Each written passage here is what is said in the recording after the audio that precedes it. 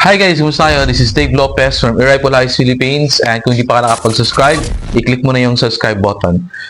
Ngayong araw na to ay pumunta ako sa aking kaibigan and mayroon siyang dali mo na lang yan pag hindi pa kunin ng may-ari, and then sa'yo lang muna pag kunin niya, ask natin if, sabi ko sa kanya if pwede niya ipaampon sa akin. So without further ado, intro muna tayo and then pag-usapan natin.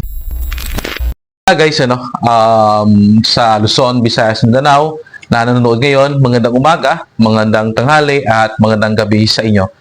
Kumakain kayo, nagtatrabaho kayo, at anuman mga gusto ninyo. Papakita ko lang sa inyo yung unit na to na aking iniram na hopefully maampon natin. Ayan, kung nakikita nyo ngayon sa aking harapan, napakaangas.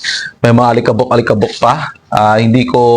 Wala akong binago dito. Stay stock. Makita mo naman, Sir Darrell, yung sinabi mo na scope na maliit, ito na siya. Ito ay antique. No? I don't know kung ilang taon na to. Ito yung masabi ko sa time niya, ito yung high-end na CO2. Ayun. Kung hindi ako nagkakamali, siguro may mga mataas pa dito, hindi ko lang babanggitin, pero sa time niya, ito yung parang pag nakabili ka nito, ito na yun. Ayun ako makita ninyo, no? Back then, maraming lumalabas na mga unit na kung saan, ano ba yung mga unit na lumalabas dati? Yung mga Sir Parco, Manlapat, ano pa yung isa? Basta marami. Yung kasamahan nito is Squires Bingham, yung manipis, yung 16 mm. Parang 14 mm yung panumpit niya. Tapos after nun, ay mga kahangin, so kagandahan sa unit na to, ito siya.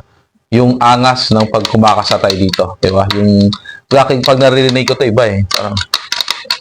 Parang feeling na sniper eh, no? So, yun siya. One single load, paglagay ito ng bala dito, i-push natin using the bolt nito.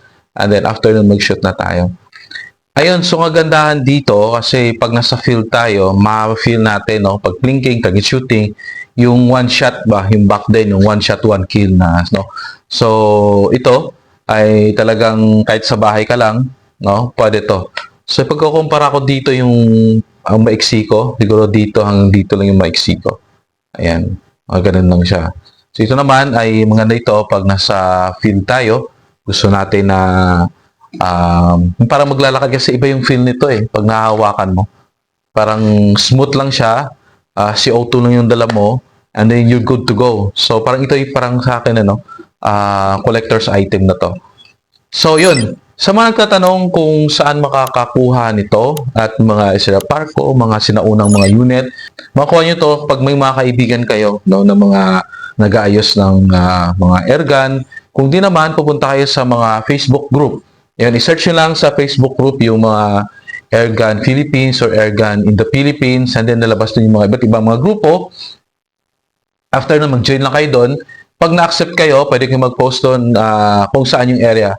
Diba? Saan malapit sa ganitong city, sa ganitong barangay, ayun, para na ako may mag-reply sa inyo na ako, malapit ako, may pinapaampon ako, ito, si ganito, ito yung sikat naman nag-aayos dito sa amin.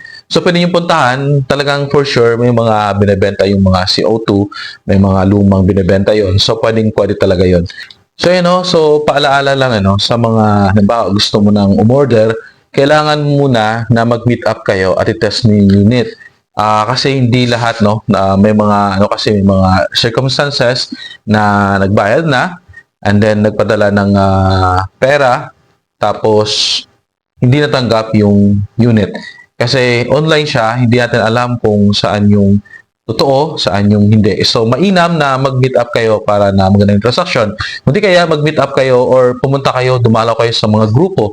Mga group sa online, may mga grupo kasi yan, pwede kayong sumali sa group nila para ma-assist kayo at hindi kayo mabudol.